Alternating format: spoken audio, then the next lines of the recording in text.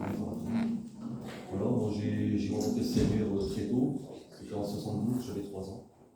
Et j'ai une bonne mémoire, donc j'ai jamais oublié le nom de Jésus. Et maman a pris son baptême en 74. Et après, donc en 85, j'ai donné mon cœur au Seigneur aussi, puis j'ai pris le baptême. Et puis j'ai laissé un petit peu tomber. Pourquoi? On ne sait pas trop, des fois. Le Seigneur avait déjà un plan. Et j'ai mon papa qui est parti auprès du Seigneur à 47 ans. Et je ne comprenais pas, je ne voulais pas, j'avais prié pour qu'il guérisse, il n'a pas été guéri.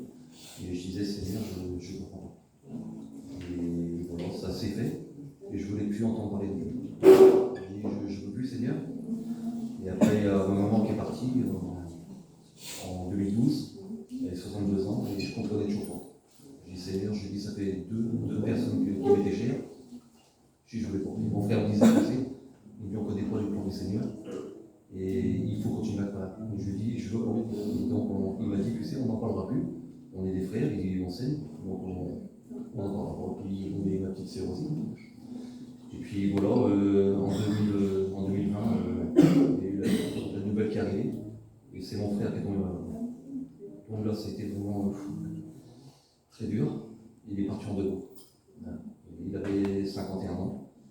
Et j'avais toujours dit que si mon frère est part, je me relève d'abord.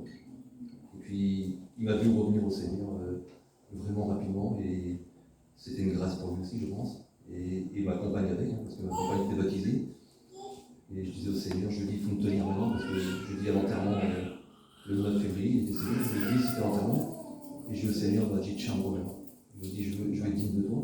Et puis, ça fait depuis tout ce temps-là que le Seigneur, il m'a dit, je serai à tes côtés. Il est à côté de moi. Tous les jours, il est à côté de moi. Je suis heureux. Et je vais vous dire rapidement comment je suis arrivé à la Ville Lumière. Je voulais pas. J'avais 5 ans quand j'ai connu les voyageurs. C'était très bien comme ça. J'avais une bonne amitié. Quand je donne mon amitié, c'est rien, comme le Seigneur. Puis je disais, je veux pas aller. Je lui dis, nous, on est chez les sédentaires. Il n'y a pas les téléphones qui sonnent, il n'y a pas les télés. C'est cadré, un peu trop même. Et puis un jour, je suis allé à une station essence. Je m'excuse de vous le dire, parce que ça reste toujours entre le Seigneur et la personne. Et voilà, le témoignage, il faut le dire des fois aussi. Et il y a une petite auto qui est venue derrière moi, il y a un homme qui est sorti pour me demander de payer avec la carte. Et le Seigneur m'a dit, tu ne lui prendras pas l'argent. J'ai dit, Seigneur, je ne prendrai pas. Et donc je lui dis, ben voilà, j'ai chanté Dieu, j'ai dit, Seigneur, pourquoi je prends ton argent? Il me dit, t'as entendu? Ouais. Il me dit, moi je suis pasteur. Ah bon? Il me dit, ouais, je suis un pasteur d'homme. Il me dit, voilà, il dit, je suis à Villeneuve.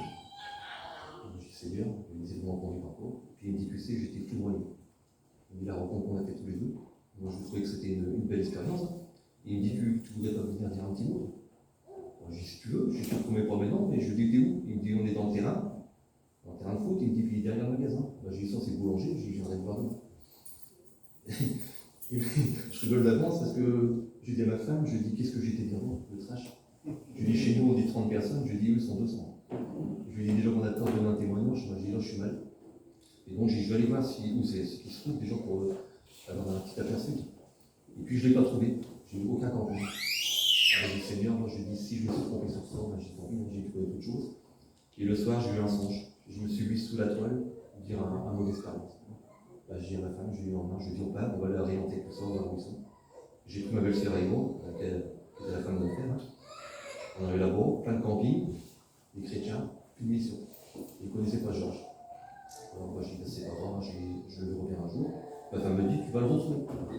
Et l'année dernière, quand je parlais de la mission de Lumière, il y a eu un an qui s'était passé.